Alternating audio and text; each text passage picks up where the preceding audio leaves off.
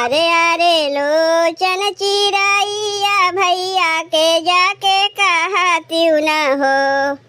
अरे अरे लोचन चिरैया भैया के जाके कहतिउ न हो। हे चिरई उनकर बहिनी ठाढ़े आंगनैया रहिया निहारेली हो। हे चिरैया जुहवे राखी के दिनवा बीराना नहीं आए हो। ओही से जे उड़ली चिरैया नैहरा देश पहुँचाई हो। ओही से जे उड़ली चिरैया नैहरा देश पहुँचाई हो। ए सखी भैया दुआरे नीमा पेड़ावा चिरैया लागे बोलाई हो।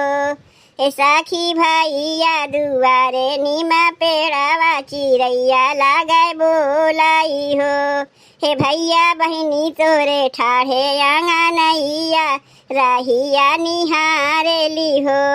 हे भैया बहिनी तोरे ठाढ़े आंगनैया रहिया निहारेली हो।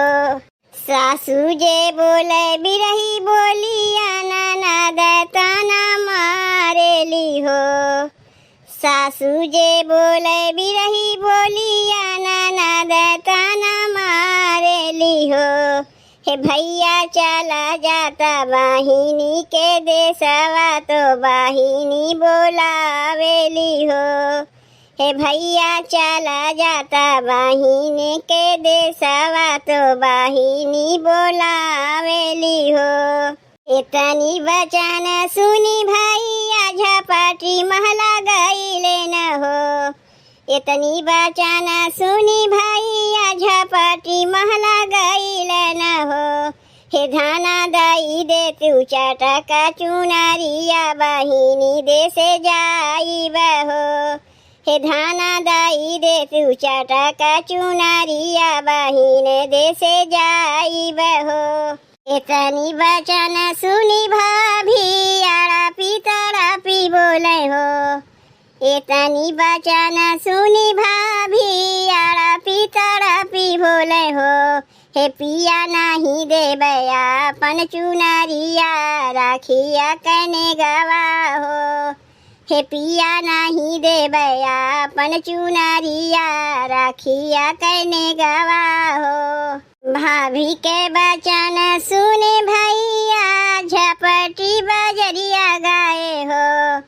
भाभी के वचन सुनी भैया झपटी बजरिया गाए हो। हे भैया रंग देता चटका चुनरिया राखिया बान्हावे जाइब हो। हे भैया रंग देता चटका चुनरिया राखिया बान्हावे जाइब हो। लैलीहिन घोड़ावा बीराना भैया बहिनी के देश गाइन हो।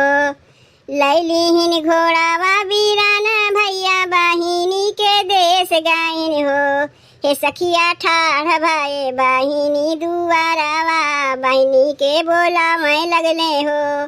हे सखिया ठाढ़ भाई बहिनी दुआरावा बहिनी के बोलावे लगले हो। भीतरा से निकले लिन बहिनिया तो बहुत मगाना भैली हो।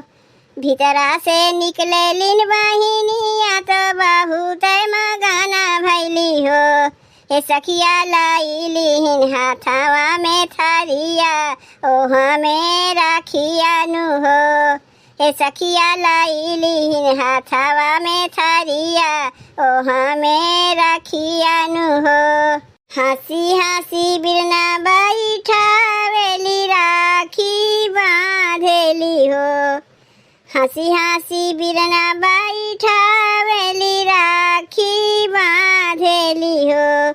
हे सखिया जुगा जुगा जिए मोर बीरानावा बहिनी बिहा साथ रहा हो। हे सखिया जुगा जुगा जिए मोर बीरानावा बहिनी बिहा साथ रहा हो। भैया बहिनी माया यूपी 62 के तरफ से रक्षाबंधन के आप लोगन के ढेर सारी शुभकामना। और गीतिया अगर अच्छा लाग हुई तो वीडियो को लाइक और चैनलवा के सब्सक्राइब कर दियो भैया बहिनी।